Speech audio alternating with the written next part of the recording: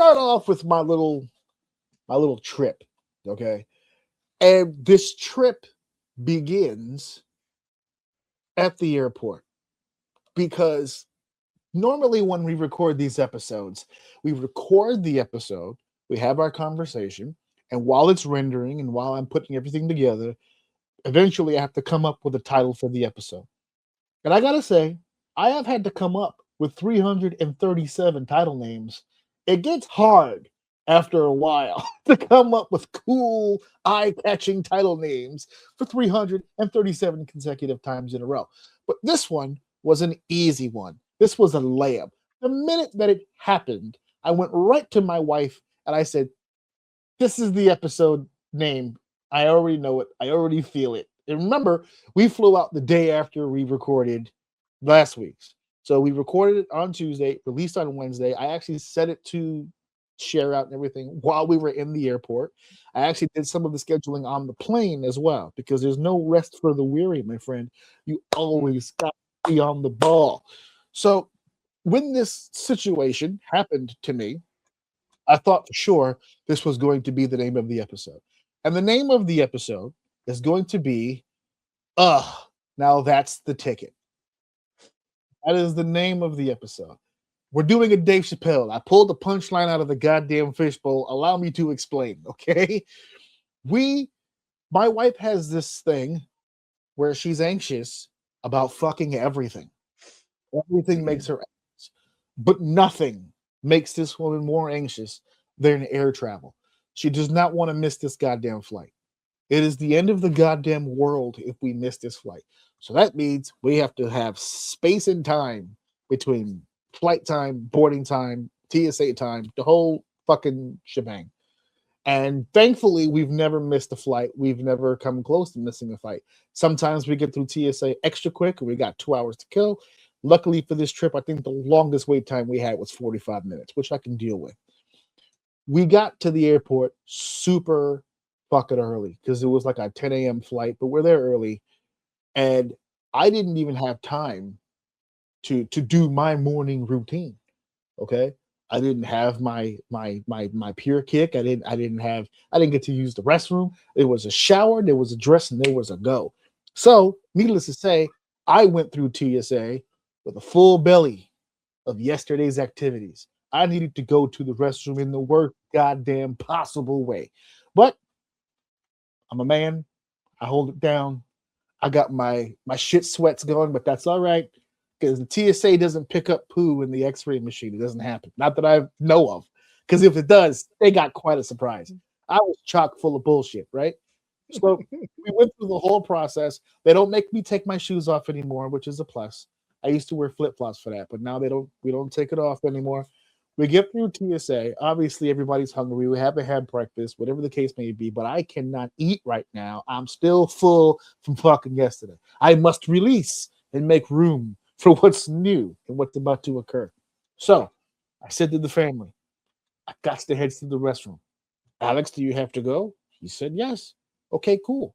My son is older now, so I don't have to baby him. We go to the bathroom at the same time, but we're not in the same stall or anything like that. He goes, I go. He gets done before I'm done. So he knocks on my door and he says, I'm done. I'm going to go with mom. Peace. Get out of here. Go do what you got to do. He leaves.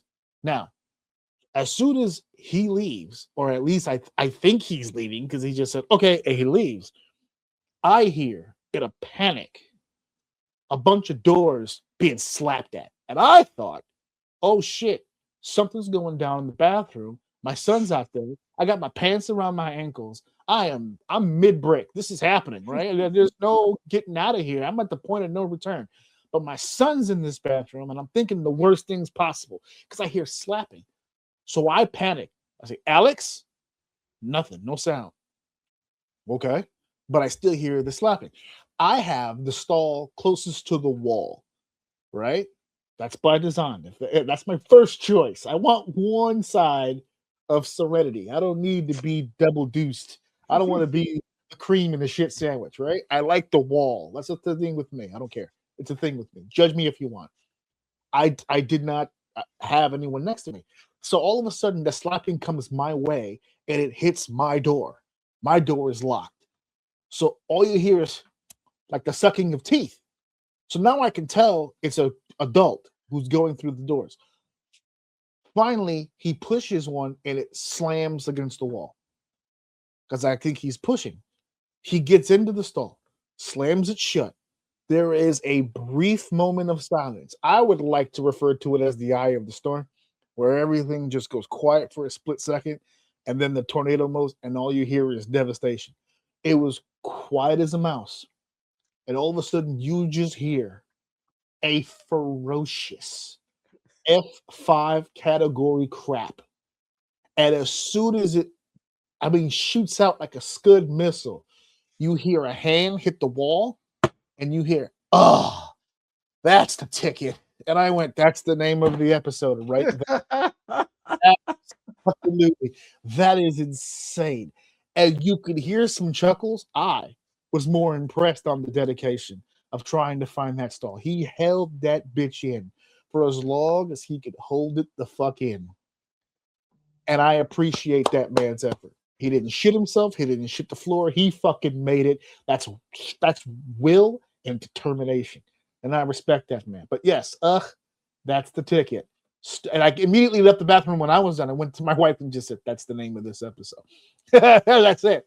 That's that sheer will. I know you're going to hear this and think, oh, it's a crap story. It's about shit. No, it is about the will to succeed and the determination to do the right thing. And that's not to shit yourself. So I appreciate that. I thought this story was going somewhere completely different. So I appreciate this man's effort.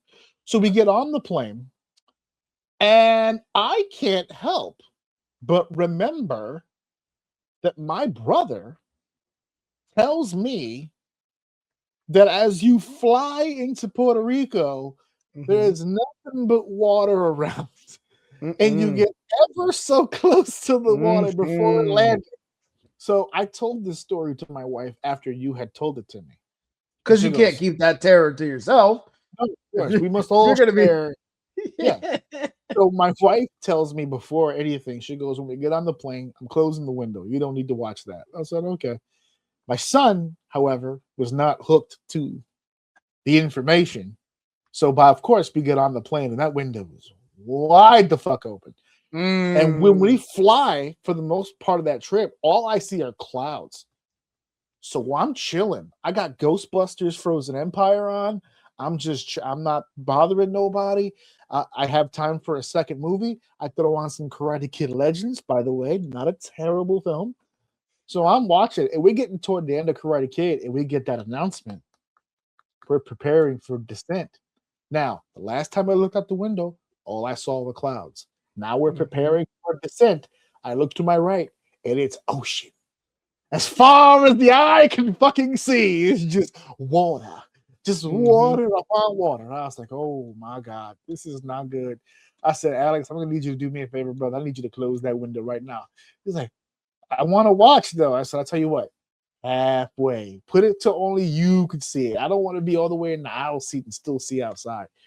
So he did that. So I didn't get a chance to actually see just how close we actually got. Once I saw it, I said to myself, no, I'm good. When we got on the plane, it was freezing outside. When we got off the plane, as soon as the fucking door opens, just fucking heat. Steph's got a winter coat with a hoodie and long jeans because we just flew in from fucking New York. So Alex is pouring sweat in the airport. The airport's hot. So I was like, oh no, this is not good. When I rented the car, the dollar rental is where I got it. I got it from Dollar Rental. It is said you can do the pickup at Hertz, which I thought was weird. Never seen that before. I said, but fuck it. So I start walking around the airport. Wait, what do you mean? Exactly. When I rented the car, it said that the car was going to get picked up at the car rental place at the airport at SJU. When I got to Puerto Rico, somewhere during the flight, I guess, I got a reminder email for the pickup for the rental, and it gave me an address, and the address said Hertz. Right. Yeah, but at the dollar, that makes sense to me. that a dollar rental car would be at Hertz. Oh, they probably have a contract with the airport or some shit. Okay.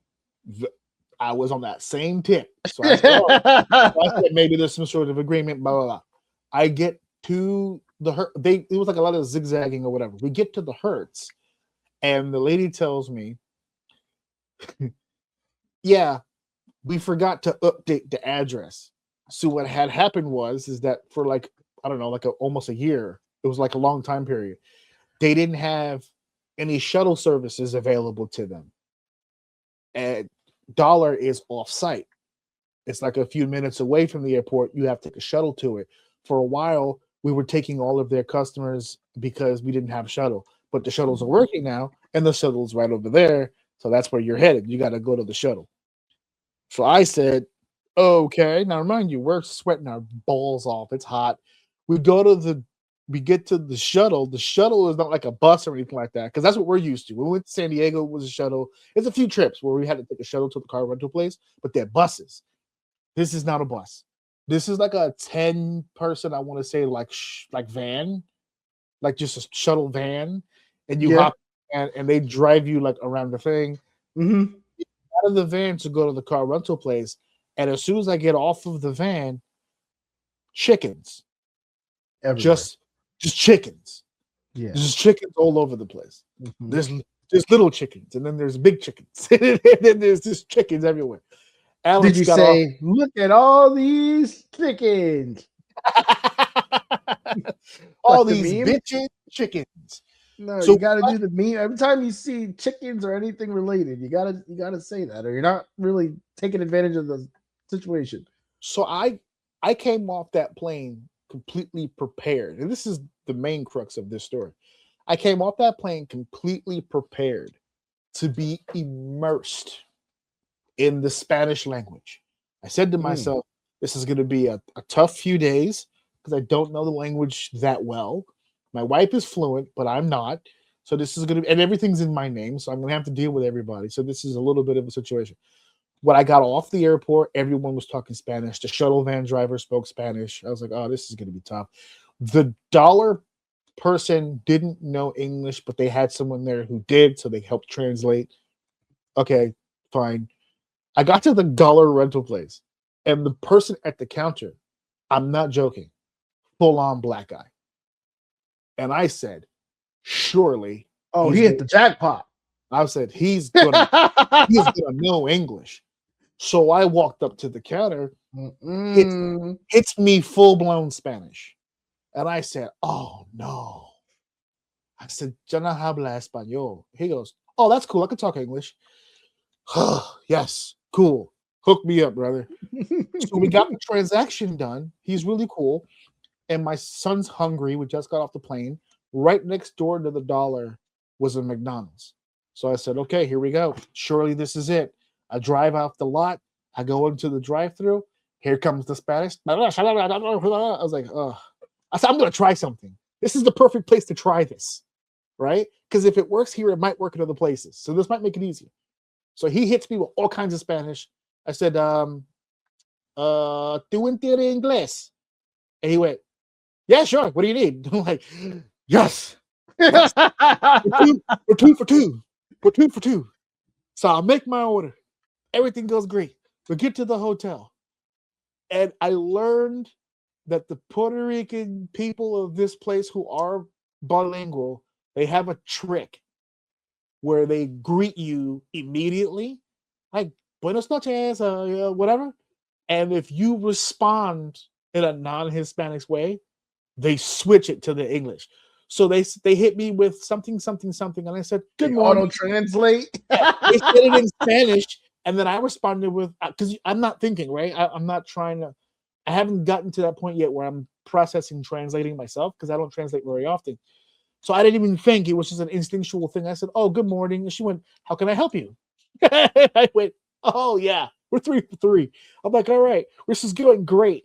So we get into the hotel. This is all day one. We get into the hotel. Obviously, we got to start thinking about dinner. Steph's exhausted. Obviously, we're there for a not so good reason. It's been a long day already as it is. She's like, damn, we should really start figuring out what we're going to eat. So when I go to a hotel and I know I'm going to be there for a few days, there's things that I need in this hotel that I did not travel with. I need a jug of water. I need snack. There's things that we have to go to the store for.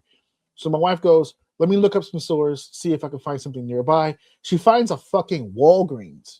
It's so funny you said that because I stopped myself from talking. But when you said we need to find a place, I was going to say, we just went to a Walgreens. Yeah. Yeah. So she finds Walgreens. So I was like, okay, I like that. Let's go to Walgreens. So we did like a little like mini shopping, snacks, water, nothing crazy. Yeah. The whole shebang there. Toothpaste, anything you need while you're there. Get it from there. Yep. It looks exactly like any other fucking Walgreens You can read all the numbers. All the numbers are in English. This is perfect. No, this particular Walgreens, everything was both Spanish and English. So I was like, perfect. So we go through the whole thing. We get online. And the lady, this particular lady, didn't bullshit around. She could smell it on me. She didn't even bother with the Spanish. She went right into English. She didn't even. This motherfucker's not from around here. It was very obvious. So she you look like us. He's not us. Yeah, he's not us. He's not like us. He's not. And they just went right into the English. I bought all my shit. As we're driving back to the hotel, we bump into a Pizza Hut. So she's like, dinner, Pizza Hut. Found dinner. Like, fucking let's go. Right. Let's go. So we bring the Pizza Hut back to the hotel.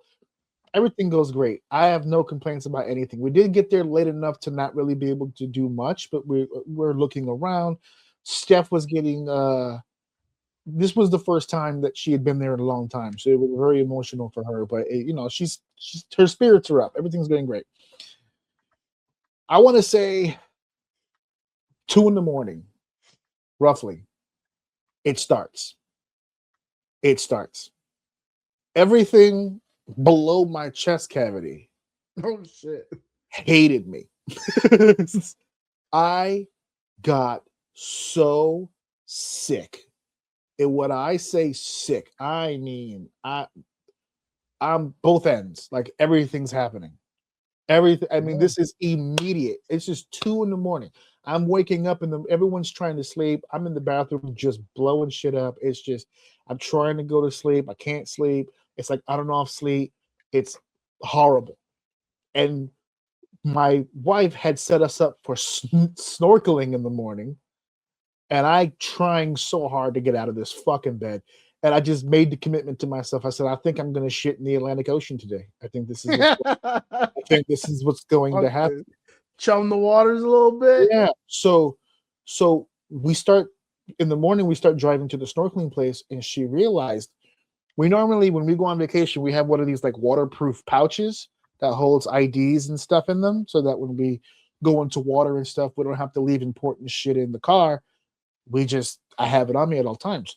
We didn't have one this time. We left it here by accident. So we were trying to come up with all these plans. Maybe we could do this. Maybe we could zip lock it. Maybe we'll go back to Walgreens and get some whatever the fuck. We were trying to come up with ideas. So we're driving to the snorkeling place, and we hit a Walmart. And my wife goes, "What the fuck is this?" I said, "I'm not going to question this. We're going into Walmart. This is a gift from God. We are going into this place." Going into the Walmart, same deal. Spanish and English across the board. Security guards, Spanish and English. I'm living the life of a true king at this point.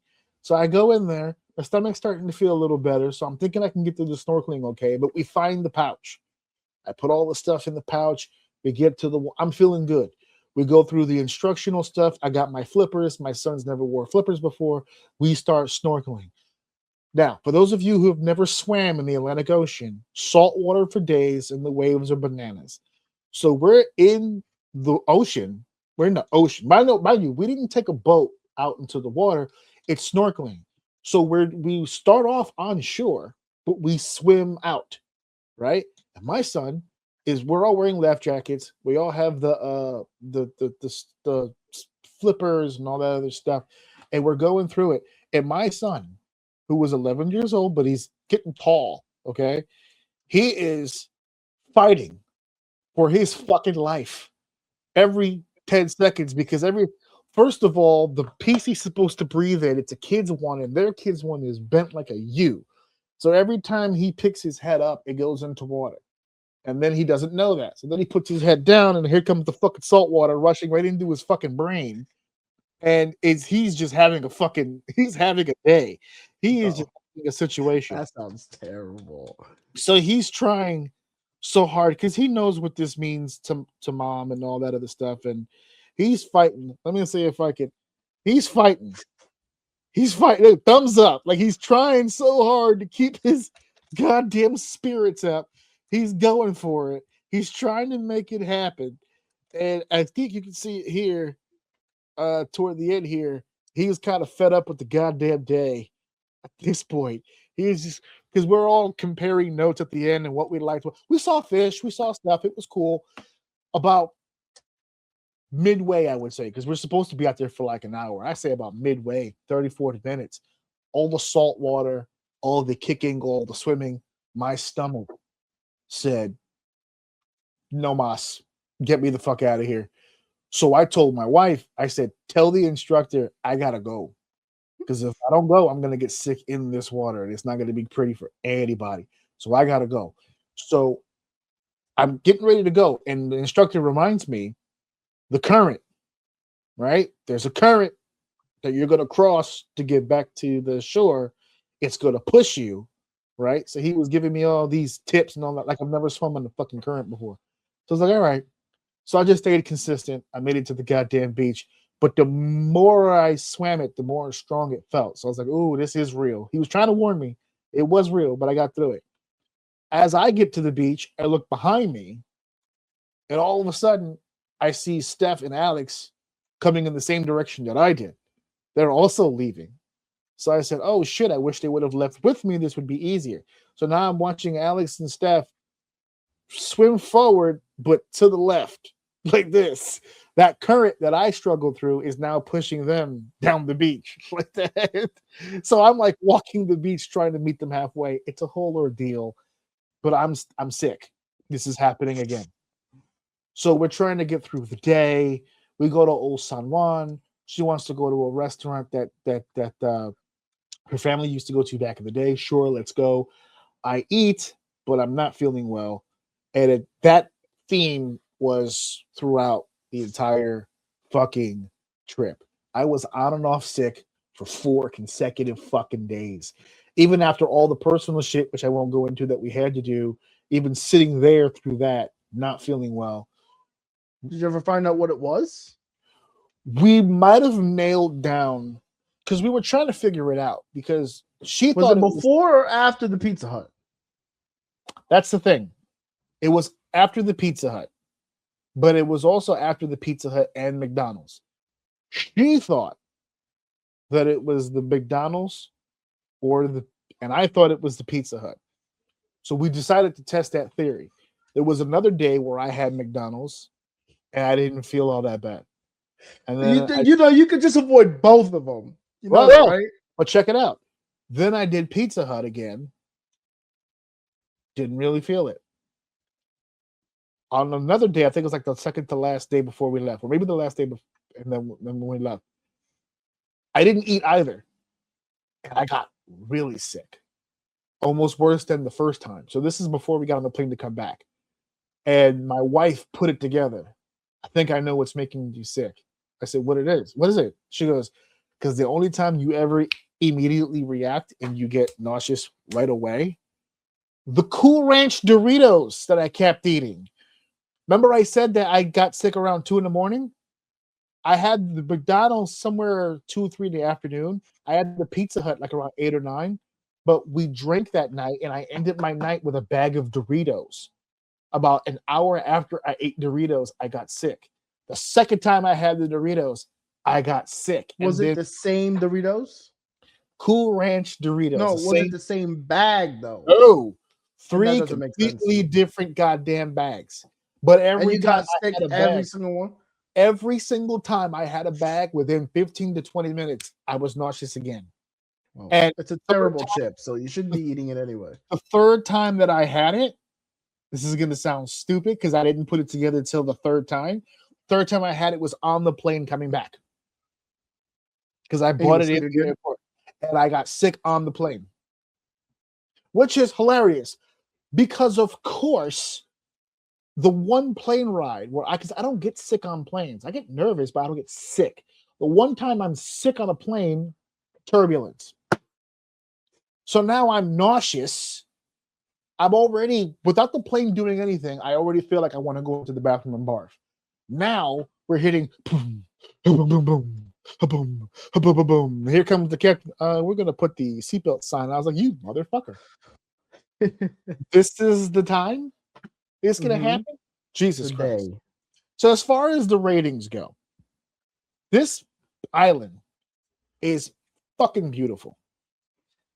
But this island is very much, what was the comparison we made it to?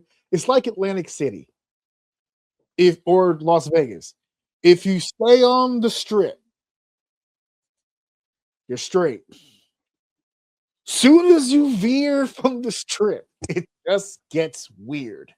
And that to me was Puerto Rico. San Juan, Catalina, Guanabo to an extent, Bayamon, that little general cluster of area. We only really went outside of that a few times. But once you do, it is a wild area to be in because there's people just laying in 90-degree heat, half naked, just staring at you. Banana hammocks are crazy out there. Yeah. Saw a lot of those, especially on the beaches. I saw a few where there were trees around the beaches and people just straddled up and just took up residency right there where they were. That's it. Remember I told you when I swam back from the snorkeling, I felt sick. So my wife was like, maybe you should go use the bathroom. You'll feel better. I said, oh, let's see. Right. I already housed the whole thing of water. Let me go to the bathroom. I go to the bathroom. The doors don't lock. There's no actual mechanism to lock. But if you bring the door like metal to metal, it like clicks. It makes like a sound. So it's not going to drift, but if someone was to push the door, it will fucking open. Yeah. So I was like, that's crazy. I'm going to shit with 1 foot up. I'll just keep the door, this whatever. And I'm not paying attention. I'm going to the bathroom. And then I don't know what possessed me, but I looked up. And when I look up, the light fixture above right above me on the toilet is what I could only refer to as like a cemetery of the biggest, nastiest looking fucking insects I've ever seen in my entire life. And what drove me insane is I didn't notice this until I was taking my dump. And they're not all dead. So I was like, I need to get out of here right now. Because if that falls on me, I will have to tear my skin off and buy new skin. I will not be able to live like this anymore. So there are some pros and there are some cons. And I actually ran into more English-speaking people on this trip than I ever thought I would ever encounter. We met so many English-speaking people, Steph was surprised because we also drove by we saw a sign, no lie, that said Chili's, like the restaurant Chili's. Mm-hmm. There was a Chili's there. So we said, hey, let's go eat at Chili's. But the Chili's was inside of a mall. A mall she had never fucking seen before. She was like, what is this? I said, we should go inside. Let's check it out. And we went inside, and they had Longhorn Steakhouse. They had a Gap. They had a jewelry shop. They had Chili's and ice cream. And they had a fucking Sizzler, which... Sizzler? I haven't even seen those here. Because they're out of business here. Like, somebody better call corporate, let them know they forgot one. There's one still down there. I was like, there were so many places. And everybody in every single store and every single nook and cranny of that place spoke English. All of them. And they all do the same thing. In that mall, whenever they greeted you both. Buenas noches. How are you doing? Both times. So I was just like, dude, this is fucking crazy. The fact that she was stunned. She goes, I didn't realize there were this many Spanish-speaking people here. I mean, in English, English speaking people here. Now, granted, some of them spoke like you would assume, like someone who just learned it. Sure. But people down there that their English was better than their Spanish. It was insane. I was like, this is cool. I like this. This is awesome. At least in the business areas. You gotta, I mean, the tourists are bringing in the money. You gotta be able to talk to them. That's what she said. She said if you start veering south or west, the English will get for sure be less. It will sure go down. You see, I forgot to put the banner up again. Yeah, last time we were out there, we was a group of us and we were in an Airbnb, so we were in the thick of it. That's another problem that I had, because when we first looked for a hotel, it looked like that entire island was split two ways. It was either, because we found apartments, we found studios, we found houses on Orbitz and on Priceline, like stuff that you would find on an Airbnb were on official hotel sites. Right. And I thought that was weird. I'd never seen that before. And the price difference was a jump. So, like, if you really wanted to save money, the apartments was the way to go. If you wanted to, like, I could have gotten somebody's apartment for 4 days and only spent $200 or $300. I'm not doing that dolo though. I'm not doing that with my family. I'm not doing that. Yeah, me neither. But I was looking at the prices. Like, you could do 4 days, 5 days in Puerto Rico, spend maybe $200 or $300 easy on the apartment situation, and then there's like a jump from like $200 or $300 to like starter numbers of like $800 or $900 for a hotel. Yep. And it just only reason why I did Airbnb is because there was 6 of us and 3 of them were ex-military. 2 of them active at the moment, and 1 of them ex-military. So I was like, I'll be good. That'd be the wrong idea to break into this house, so I'm safe. But if it was just me without those 3, the other 3 of us would have been in a hotel. Yeah, that ain't happening. You ain't rolling up on me, bro. No, we're doing the hotel, dude.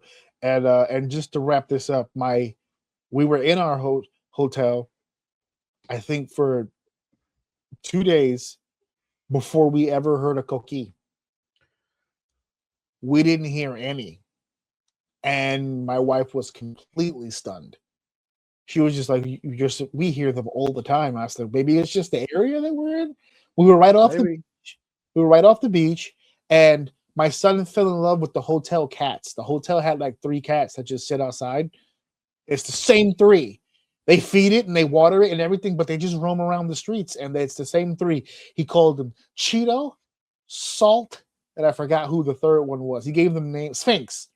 He gave them names. He took a picture with them. He took a picture with the cats.